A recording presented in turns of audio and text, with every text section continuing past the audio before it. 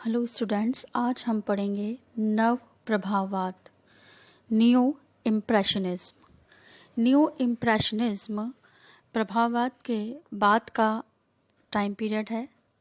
इसमें दो आर्टिस्ट थे, सोरा और सिन्याक। ऐसे प्रभाववादी कलाकार थे जो प्रभाववाद में कुछ कमियों को महसूस कर रहे थे और वह कुछ नया करना चाहते थे, कुछ नए प्रयोग करना चाहते थे। इसी संदर्भ में सोरा ने जिस शैली को खोजा उसे हम कहते हैं नव प्रभाववाद।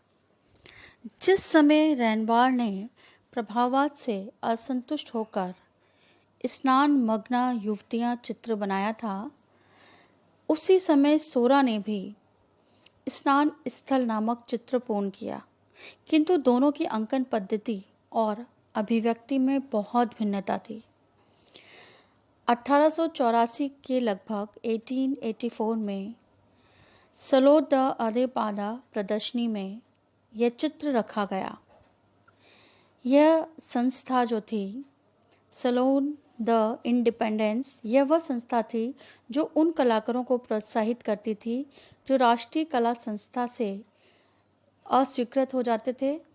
तो ये वही संस्था थी जो स्वतंत्र चित्रकारों को एक प्लेटफॉर्म देती थी। यह संस्था सोरा, रेओ, सिन्याक जैसे कलाकारों ने स्थापित की थी।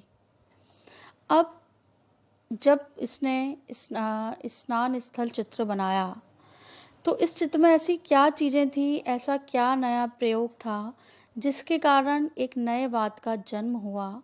उसकी कुछ विशेषताएं थी।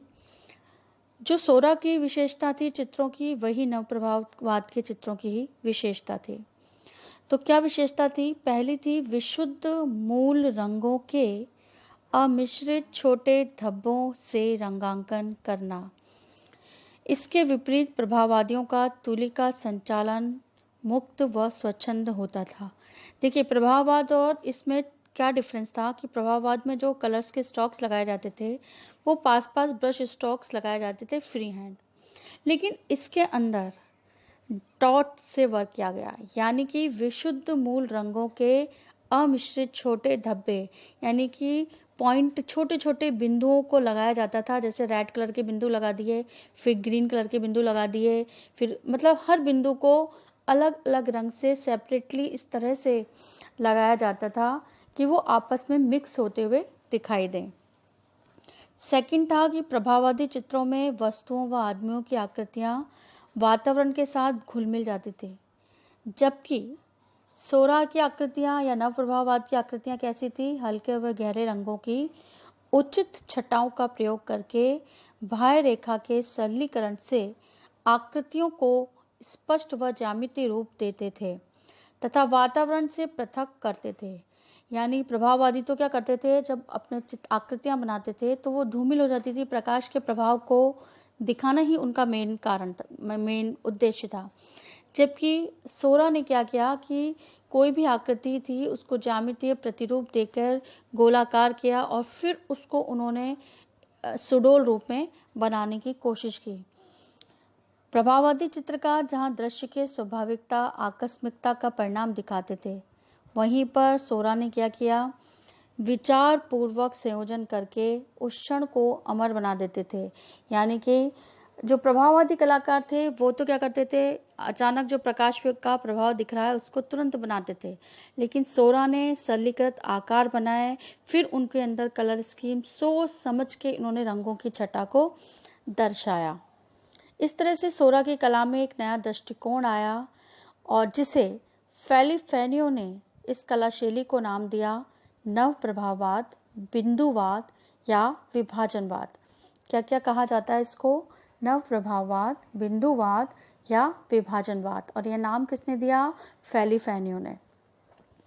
अब हम एक और पॉइंट देखते हैं कि प्रभाववाद में प्रकाश व वातावरण जैसे चंचल तत्वों का आभास है, जबकि नव प्रभाववाद में आदमियों वस्तुओं के सरलीकृत ठोस आकारों द्वारा जीवन के प्रसंग का परिणामकारी दर्शन दिखाया गया। 1884 की प्रदर्शनी में सोरा का सिन्याक से परिचय हुआ और दोनों ने एक ही ध्येय की प्राप्ति के लिए वो दोनों काम करने लगे। दोनों ने ही नव प्रभाववाद को बहुत सामर्थ्यवान बनाया, नवप्रभाववाद को परिभाषित करते हुए सिन्याक ने लिखा है कि यकायक सोरा को ज्ञात हुआ कि चित्र क्या है। चित्र का अर्थ है लय, संतुलन व विरोध के नियमों का पालन करके की गई रचना। चित्र निसर्ग का अनुकरण मात्र नहीं है, चित्र श्रेष्ठ श्रेणी का सृजन है, जबकि निसर्ग का अनुकरण करके की गई कृति अवसरवाद मात्र है। नवप्रभाववाद में रचनात्मकता पर अधिक ध्यान दिया गया, यानी डेफिनेशन से पता लगता है कि वे बताते हैं कि चित्र में अपने नियम होने चाहिए, अपनी रचना, अपनी लय होने चाहिए, तब जाके हम किसी की कॉपी या नेचर की कॉपी करें तो वह चित्र नहीं होता है।